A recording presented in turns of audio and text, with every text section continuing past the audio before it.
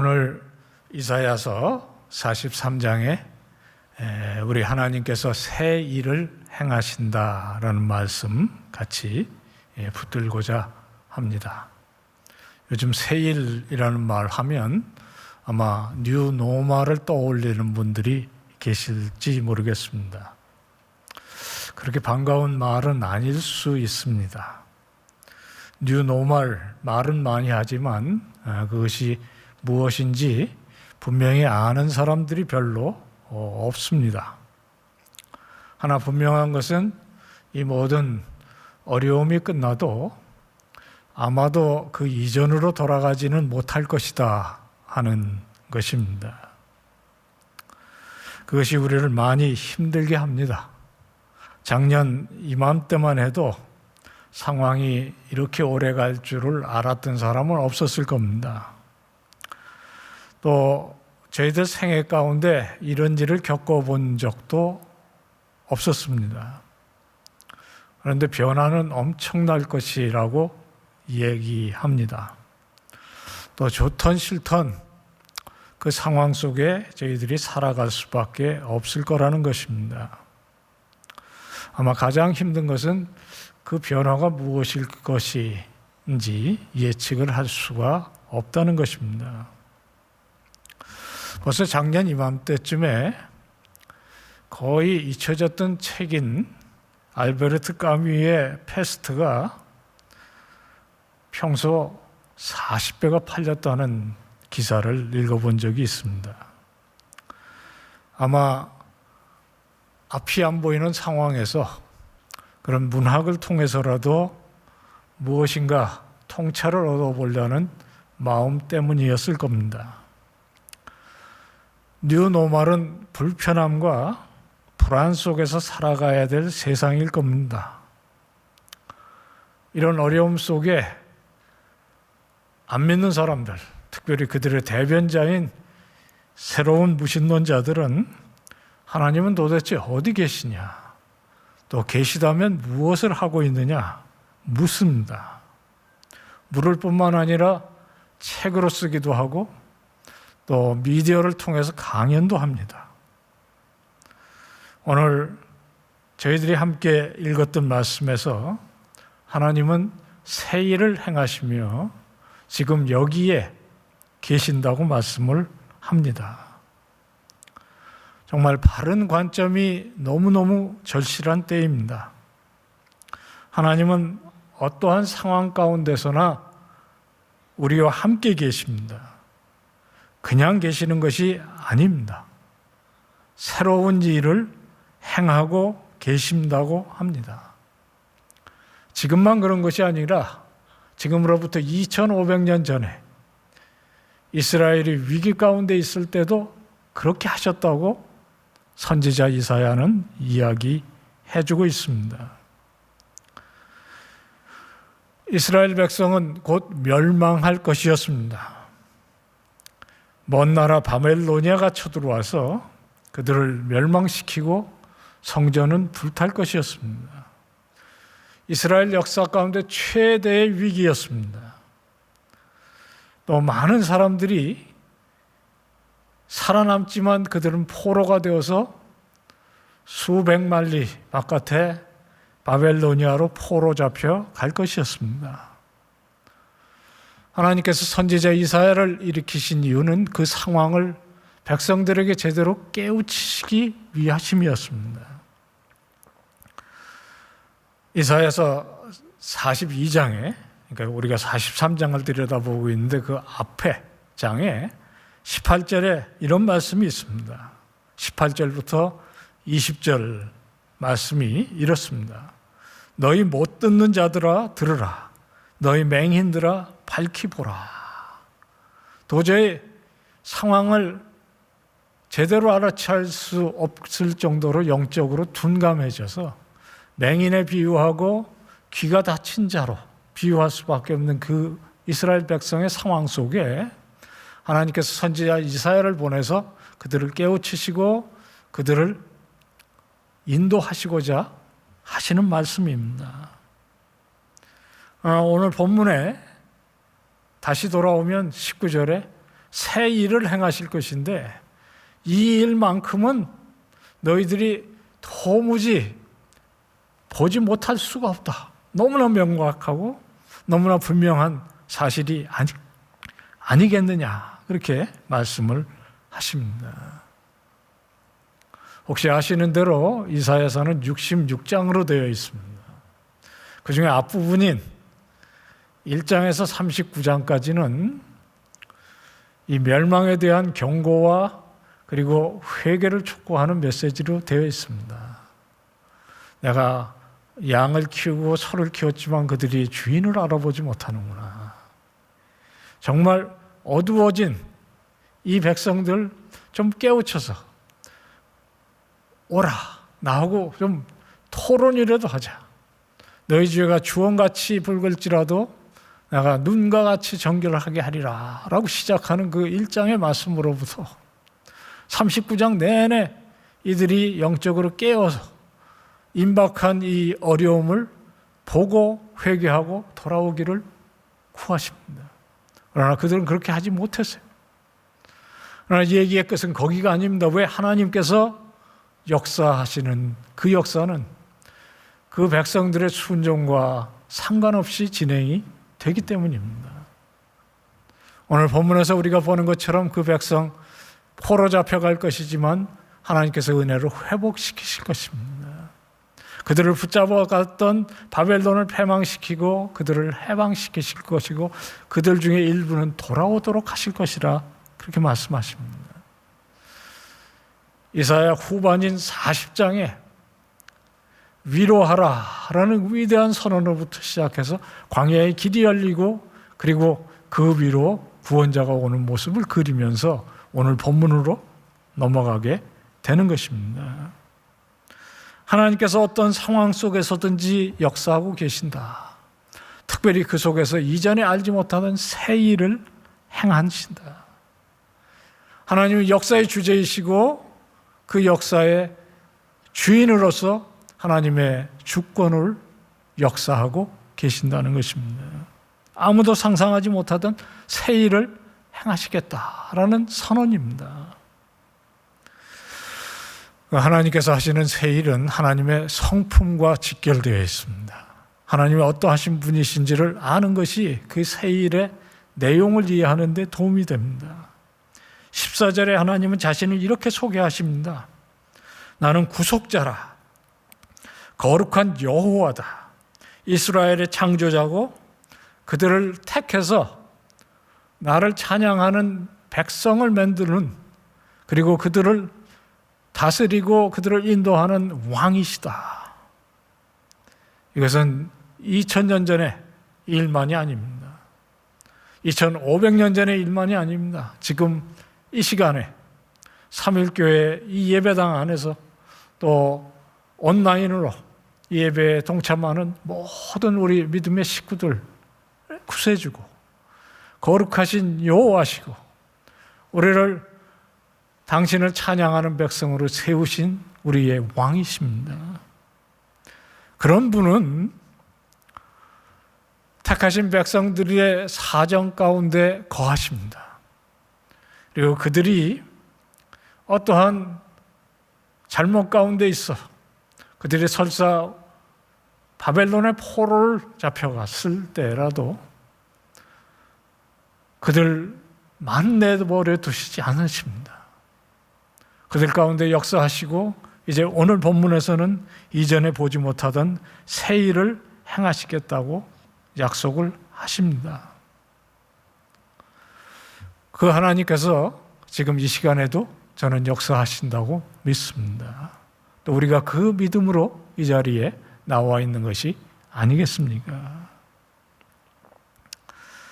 하나님께서 그 행하시는 새 일을 광야에 길을 내시는 일로 비유를 하십니다.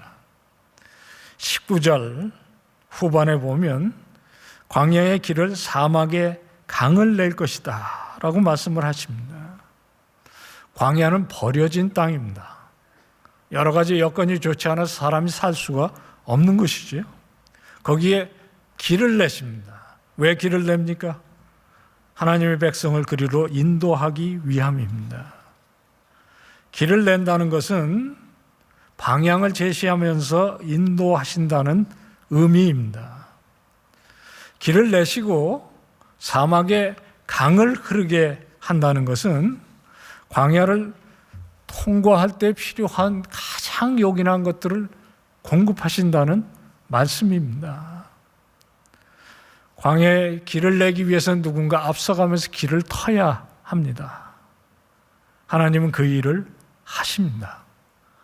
성경의 하나님은 언제나 그 일을 하시면서 우리를 앞서 인도하신 분이셨습니다.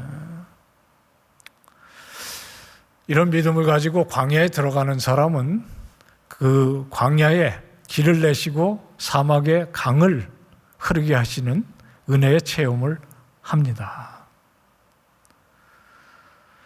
저도 광야를 걸어봤던 경험이 있는 것 같습니다. 1980년 대학을 졸업하고 미국 유학을 가는 그런 꿈을 하나님께서 열어주셨어요.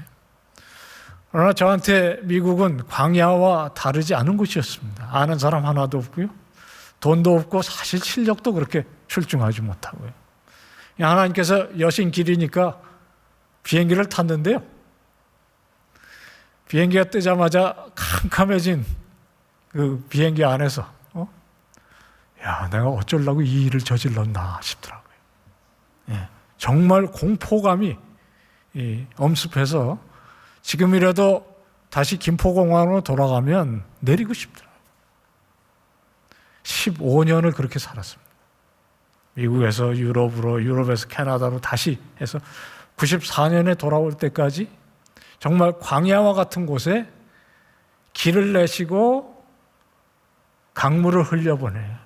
정말 부족한 것이 없게 공부하고 살아갈 수 하게 해주시는 하나님의 은혜를 체험했습니다. 94년에 15년 만에 돌아온 이 한국도 또 다른 광야였습니다. 지난 20여 년 동안 학교에서 열심히 공부하면서 많은 일을 했지만 사실 한치가 안 보이는 삶을 살았던 것 같아요. 그 세월들을 잘 통과하게 하시고 2018년에 퇴임을 하는 그것도 또 다른 광야였습니다. 앞으로 하나님께서 주시는 시간만큼 나는 뭐를 하고 살아야 되냐 준비할 시간이 사실 없었습니다. 그리고 벌써 2, 3년이 지나는 동안 길을 여시고 강을 흘려보내시는 하나님의 은혜를 체험하면서 삽니다. 제 간증을 하는 시간이 아니라 길게 말씀을 안 드리겠습니다마는 우리 모두가 때로 하나님께 등 떠밀려서 아니면 하나님의 인도하심을 따라 광야로 들어갈 수밖에 없는 때가 있는 것 같습니다. 그 옛날 아주 오래전에 이사야보다 훨씬 더 오래전에 이미 하나님은 자기 백성을 광야로 인도하셨습니다. 애굽에서 종살이하던 아브라함의 자손들을 400년 만에 하나님의 약속을 기억하고 그들을 이끌어서 홍해를 건너게 하시고 시내 광야로 인도하셨어요. 40년 동안 거기서 종들을 하나님의 백성으로 훈련시켜 약속의 땅 가나안에 집어넣으셨습니다. 하나님의 역사는 그렇게 진행이 되었습니다. 그것이 구약 성경에서 가장 중요한 출애굽의 역사였습니다. 그것이 구약 역사의 중심입니다.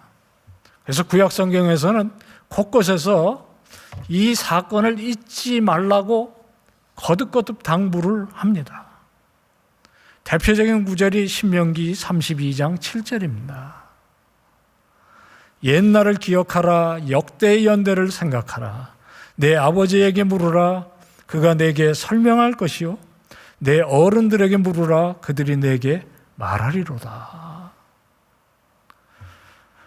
어른들이 얘기하지 않으면 이것이 잊혀지는 것이 아닙니다.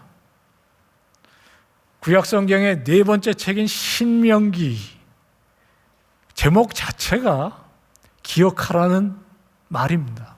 신명기, 새로운 계명이라는 뜻이 아니라 거듭된 하나님의 말씀이라는 뜻이. 출애굽기 5장 같은 곳에 나온 십계명을 이제 가나안 복지에 들어갈 새로운 세대들에게 다시 한번, 그래서 신자는 그 다시 신자거든요.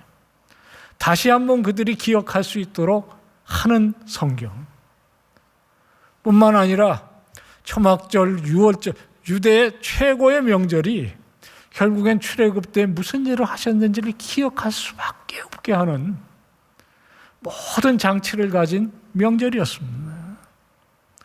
시편의 최고의 주제는 홍해의 물을 가리고 거기에 뒤쫓던 애굽의 바로의 군사를 수장시킨 일을 찬양하는 찬양이 최고의 찬양입니다. 옛일을 기억하는 것은 믿음을 굳건케 할 수 있습니다. 우리는 감사를 잊을 수는 없습니다. 그러나 감사로 아직 오지 않은 내일을 살 수는 없습니다. 감사로 내일의 어려움을 미리 극복할 수는 없는 것입니다. 그러나 정말 감사한 것은 주님께서 우리에게 앞길을 열어 보이신다는 것입니다. 그래서 오늘 본문에 아주 독특한 말씀을 하세요. 지난 일을 생각하지 말고 옛날 일을 기억하지 말라.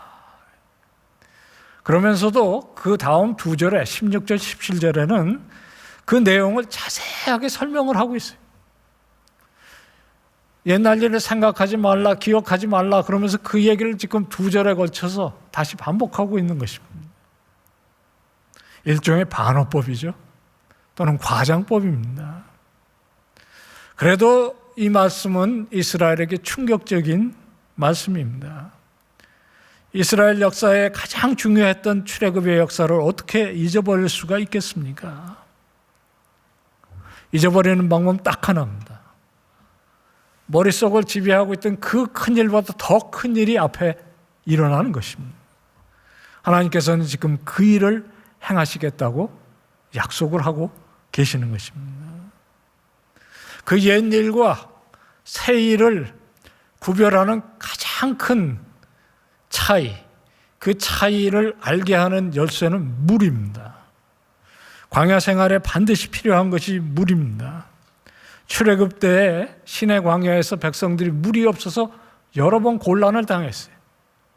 그때마다 하나님께서 샘을 터뜨려서 그들을 마시게 했습니다. 샘입니다. 생수였습니다. 그러나 세일을 행할 때는 샘이 아니라 강물을 흘려 보내신다. 그렇게 하셨어요. 강물은 오아시스가 아닙니다. 강물이 흐르기 시작하면 천지가 살아납니다. 그래서 옥토가 되는 것입니다. 사막이 변화해서 꽃이 피고 식물이 자라고 그리고 온갖 동식물이 번창하게 되는 곳. 이 광야가 아닌 것이죠. 심지어는 반갑지 않은 여러 짐승들, 승냥이, 타조, 다른 이 원어적으로 정확하게 이 짐승들이 뭔지를 몰라서 어떤 다른 성경에는, 다른 번역에는 용이라고 하기도 하고 도마뱀이라고 하기도 하고 부엉이라고 하기도 하는 이런 이스라엘 백성들에게는 반갑지 않은 짐승들조차 정말 많은 동식물들이 살아나는 세상이 펼쳐질 것이라. 그들조차도 나름의 방식으로 생명 주시는 하나님을 찬양하게 될 것이라. 하물며 이 모든 은총의 직접적인 부르심의 대상인 택한 백성들, 이 물을 마시며 생기가 넘쳐 하나님께서 하신 일을 찬양하게 할 것이라. 그것이 새일의 핵심이라는 것입니다. 오늘 이 짧은 말씀 가운데 또 짧은 이 말씀의 나눔 시간 가운데 많은 얘기를 할 수가 없지만 한 가지는 분명합니다. 이 2500년 전에 하신 이 말씀을 하나님은 그 후에도 한 차례가 아니라 수시로 역사 가운데 줄곧 정령 행해 오셨다는 것입니다. 첫째는요, 포로 잡혀가서 거의 100년이 지난 이 사건, 포로 잡힌 지 70년이 되는 해에 하나님께서는 이 말씀을 이루셨습니다. 바벨로니아를 하루 밤 사이에 멸망케 했어요. 전혀 무너지지 않을 것 같은 성에 수로를 막고 들어오는 페르시아에게 하룻밤에 망해버렸습니다. 그들을 패망시킨 페르시아의 고레스가 이스라엘 백성들을 해방시켜서 본토로 돌아갈 수 있게 해주었어요. 더러는 그 땅에 남아 있기도 했어요. 아마 그것이 그들에게 뉴노멀이었을 수 있습니다. 하나님의 역사를 깨닫는 많지 않은 숫자였을 수 있습니다. 느헤미야, 에스라, 스룹바벨, 하나님의 신실한 종들은 고향으로 돌아와서 성전을 복구하고 예배를 회복시키고 그렇게 역사는 흘러갔어요.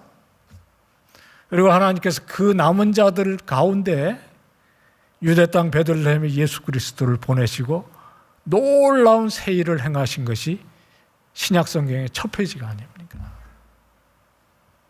예수 그리스도가 갈보리에서 십자가를 지시고 인류의 죄를 해결하시는 모든 일, 그 역시 이전 일을 기억하지 않게 하는 커다란 새 일이 아니겠습니까? 오순절 성령이 임하실 때 부활 후에도 두려워서 떨던 하나님의 백성들이 새 힘을 얻고 용기를 얻어서 교회를 세우고 그 역사가 2021년 5월 2일 지금 우리가 여기서 예배를 드리는 일로 이어지는 것 아닙니까? 우리 사랑하는 3일의 형제자매 여러분, 이전 일을 기억하지 않아도 됩니다. 우리가 지금 이 통과하는 광야와 같은 코로나 팬데믹, 이 일을 넘어서 볼 수 있는 눈이 우리에게 열려졌으면 좋겠습니다. 하나님께서 이 시간 우리 마음속의 눈을 열어서 우리의 영적 둔감함을 깨우시고 앞으로 행하실 주님의 일을 함께 내다보며 힘과 용기를 얻는 귀한 시간이 이 시간 되시기를 축원합니다. 우리가 할 일을 생각해 볼 수 있는 시간, 그것이 우리의 소명을 일깨워 줄 것이고요. 이 말씀에 진짜 마음속 깊은 곳에서부터 아멘으로 화답하는 일이 될 수 있을 것입니다. 선지자 이사야는 백성들을 깨우려 했었습니다. 그들의 영적인 눈이 닫히고 귀가 막힌 것을 안타깝게 생각했습니다. 우리는 과연 나은 것일까요? 이 모든 어려움이 끝나면 새로운 어떤 노말이 찾아올 것이라는 얘기를 하지만 그것이 반갑지도 않고 또 그렇게 기대도 되지 않는 것이 사실입니다. 이런 어려움이 있을 때 아까 이야기했던 그 무신론자들은 하나님이 어디 계시냐? 계시다면 무엇을 하고 계시는가? 목청을 높입니다. 책도 썼었습니다. 또 일부는 이런 상황 가운데 진짜 훌륭한 답이 무신론이라고 이야기도 합니다. 세상이 원래 그런 것이다. 대표적인 무신론자인 리처드 도킨스라는 사람이 우주에는 설계도 없고 목적도 없고 악도 없고 선도 없고 단지 맹목적이고 냉혹한 무관심뿐이었다라고 내가 얘기하지 않더냐. 그런 사람에게는 팬데믹이 되었든지 쓰나미가 되었든지 지진이 되었든지 자연재해도 문제가 별로 될 것이 없는 것입니다. 그냥 우연히 닥치는 일이고 그냥 견디다 보면 지나갈 것이다. 이런 이야기의 위로가 될 사람은 없습니다. 하물며 한 나라의 대통령의 입에서 이런 얘기가 나오면 정말 백성이 절망할 수밖에 없는 거죠. 우리 신앙인들은 이 어려움 속에서나마 하나님께서 하시는 일을 볼 수 있고 또 그것을 내 주변에 이야기할 수 있을 때 우리가 이 어려움 가운데 소망의 이유가 될 것이 아니겠습니까?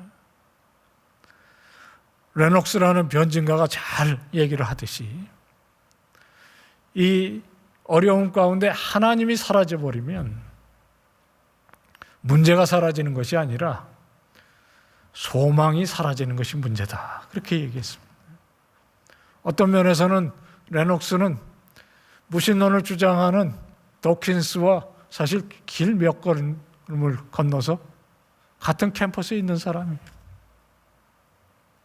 예수 안 믿는 사람은 하나님 없는 것이 소망이다. 하나님 없는 것이 답이다. 라고 얘기하고요. 믿음으로 세상 앞날을 보는 사람은 하나님이 이곳에서 하시는 일을 보라고 합니다.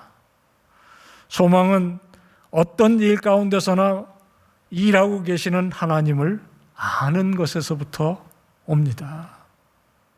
그분이 또 어떤 분이신 것을 아는 데서 옵니다. 하나님 우리의 구원자 되시고요. 하나님 우리의 창조자 되시고요. 우리를 하나님의 친백성으로 불러 그를 예배케 하고 그의 하신 일을 전하게 하시는 부르시는 분이십니다.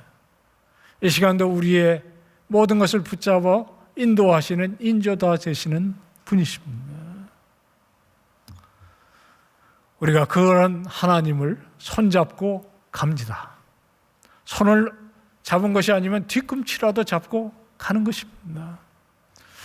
선교학 가운데 이런 표현이 있어요. 하나님의 선교라, 미시오 데이라 그렇게 불러요. 이 말 한마디가 선교의 오리엔테이션을 확 바꿔놓은 말이에요. 이게 무슨 말이냐면요, 선교는 교회가 하는 것이 아니고 하나님은 태초로부터 하나님의 일을 해오셨고 하나님께서 하시는 일은 우주의 창조로부터 시작해서 타락한 인간들을 버리지 않고 구속하시는 일을 넘어서 결국엔 새하늘과 새 땅을 넘어 영원의 세계까지 거기서도 새 일을 행하시는 분. 이것이 하나님의 모든 일 자체가 하나님의 일이요, 하나님의 미션이다, 그런 생각이에요. 이게 선교학에 들어오면서부터 삶의 한 부분, 먼 땅에 가서 해외 선교만이 선교가 아니라 우리 삶 속에 하는 모든 일이 하나님의 영광을 위해서 하는 것이고 그의 하신 일을 선포하는 일이라면 그것이 선교다라는 생각을 갖게 한 거죠. 예배는 이 시간에 여기서 드리는 예배만이 예배가 아니라 먹든지 마시든지 무엇을 하든지가 하나님의 영광을 위해서 드리는 거룩한 산제사가 되고, 이런 관점이 선교를 바꿔놓은 것이 아니라 우리의 삶을 바꿔놓은 것입니다. 지금 이 자리에도 우리 사무엘교회 이 자리를 가득 채웠던 성도님들이 모이지 않는 것이 참 마음이 무겁고 안타까운 일이에요. 많은 교회들이 어려움에 처해 있고요, 앞으로 어떻게 될지를 불안해합니다. 또 자주 모이지 못하니까 신앙이 흔들리는 분이 많다는 그런 걱정과 염려도 많습니다. 우리는 참으로 광야와 같은 길을 걸어가는 것 같습니다. 저도 이 온라인을 굉장히 좋아하지 않았습니다. 학교에 재직할 때 온라인 강좌 절대로 하면 안 된다고 생각하고 끝까지 잘 버텼어요. 그런데 이 코로나가 모든 것을 확 바꿔놨습니다. 지금은 새로운 길을 저도 갈 수밖에 없게 됐습니다. 적어도 시작할 때는 전 무엇을 어떻게 해야 될지 전혀 몰랐어요. 1년 안쪽에 미국에 있는 교회 특강을 하고요, 지금 저희 교회가 하는 오르도 토메오에서는 내일 수업을 해야 되는데요, 태국에서도 들어오시고 말라위에서 들어오시고, 제 강의에는 또 제 미국 교수들을 불러서 이야기도 할 수 있게 됐어요. 저는 온라인만 하나님께서 내시는 길이라고 생각하지 않습니다. 우리의 삶의 광야와 같은 현실이 눈앞에 펼쳐질 때 가장 중요한 것은 여기서 하나님께서 무슨 일을 하고 계시는지를 볼 수 있는 눈이 아니겠습니까? 이 믿음을 가지고 보는 사람에게는 바라는 것이 실상이요, 보지 못하는 것들의 증거를 붙잡을 수 있게 됩니다. 그리고 하나님께서 하시는 이 새 일에 기꺼이 동참하게 됩니다. 우리 3일의 자매들, 형제들이 이 영적인 안목이 열려서 광야에서 길을 내시고 강을 흘려보내시면서 앞에 인도하시고 우리가 그 길을 따라갈 때 필요한 모든 것을 그저 간간히 터지는 셈이 아니라 강같이 흘려보내셔서 우리로 하여금 하나님의 찬양하는 삶을 살게 하시는 증거자로 세우시는 그 귀한 일에 우리 모두 함께 동참하는 귀한 은혜가 여기에 참석하신 우리 형제자매들, 또 이 시간에 온라인으로 각 교실에서 예배드리는 모든 형제자매들에게 넘치는 복으로 함께 하시기를 축원합니다. 이제 다 일어나셔서 이 우리 속에서 행하시는 이 새 일, 옛날 일들도 엄청난 일들을 하셨지만 그 일 모두 잊게 하시는 새 일을 행하시는 그 주님을 찬양하며 내 속에 새 일 행하실 주님 소망으로 함께 나가는 우리 모두 되었으면 좋겠습니다. 찬양하겠습니다.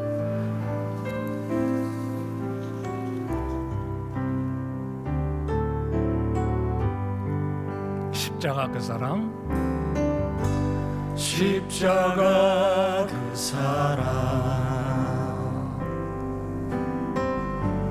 멀리 떠나서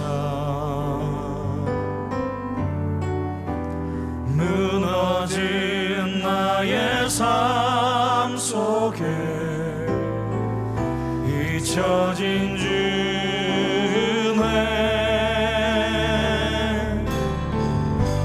돌 같은 내 마음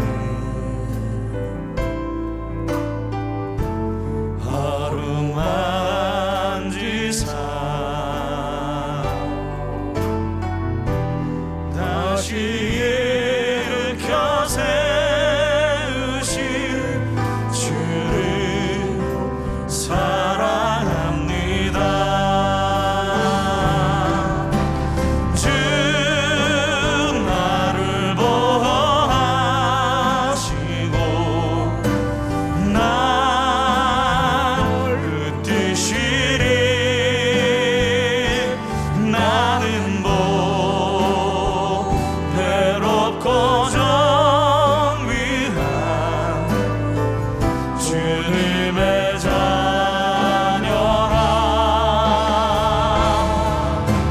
주 나를 보호하시고 날 붙드시리. 나는 외롭고 정귀한 주의 자녀라. 지나간 일들을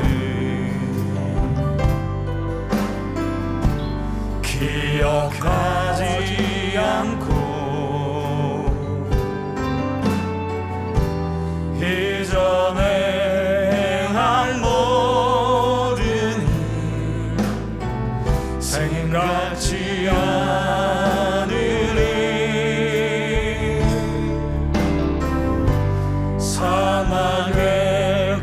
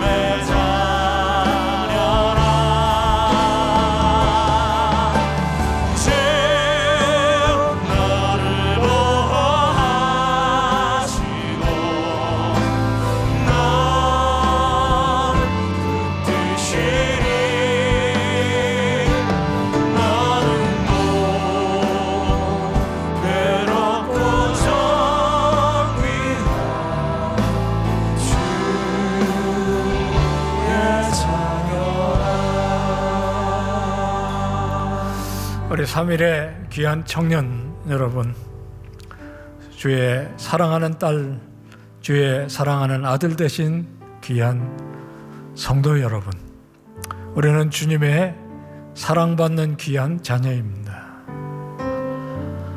2500년 전에 옛일을 기억하지 말라, 새일을 행하리라 하신 주님, 이 어려운 현 상황 속에서도 역사하실 줄을 믿습니다.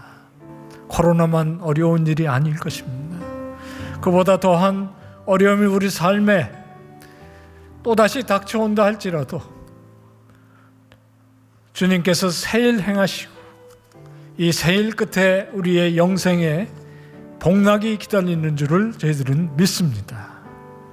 소망 있는 여러분이십니다. 소망을 증거하는 우리가 되어야 하지 않겠습니까? 이 시간 잠시 한 1분이라도 주여, 나에게 이 소망 있음 붙들게 해 주시옵소서. 소망 있음 증거할 수 있는 믿음 주시옵소서. 우리 주여 한번 외치고 기도하고 축복으로 예배 마치도록 하겠습니다. 주여, 우리들에게 이 새날을 바라보는 믿음 허락하여 주시옵소서. 저희들이 눈이 열려 지금도 이 자리에서 역사하고 계시는 하나님의 일을 볼 수 있도록 해 주시옵소서. 주님, 앞서가면서 길을 여시고 앞서가면서 강물과 같이 눈에 흘리시는 것을 보시고 능력으로 함께 해주셨습니다. 이 모든 넉넉히 이루면서 승리하는 기간에 가슴될 수 있도록 주께서 역사해 주시옵소서.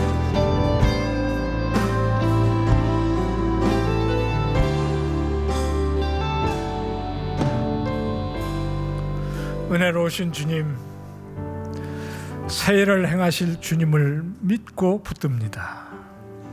우리 이 예배 가운데 나온 모든 자매들 형제들의 마음에 눈 열어주시고 귀를 열어주셔서 지금 여기서 행하시는 주님의 새일 바라보게 해 주옵소서. 광야 같은 길에 접어들었을 때 주님 앞서가시며 새일 행하시며 길을 여시며 강물과 같은 은총을 부으실 것을 믿고 나아가는 저희들 되게 해 주시옵소서. 넉넉히 이기는 믿음을 허락해 주시옵소서. 예수님의 이름으로 기도하옵나이다. 이제는 우리 주 예수 그리스도의 구속하시는 은총과 우리에게 새일 행하시기 위하여 예수 그리스도를 십자가에 내어주시고 그 피로 매일이 우리들의 앞에 있는 모든 어려움이 새일되게 하시는 우리 아버지 하나님의 사랑 많으신 역사와 지금도 이 자리에 함께 계셔 우리들에게 이 은혜를 깨우치는 성령의 은사가 이 어려운 시대를 살아가는 우리 모든 형제자매들 머리 위에 이제로부터 영원토록 함께 있을지어다.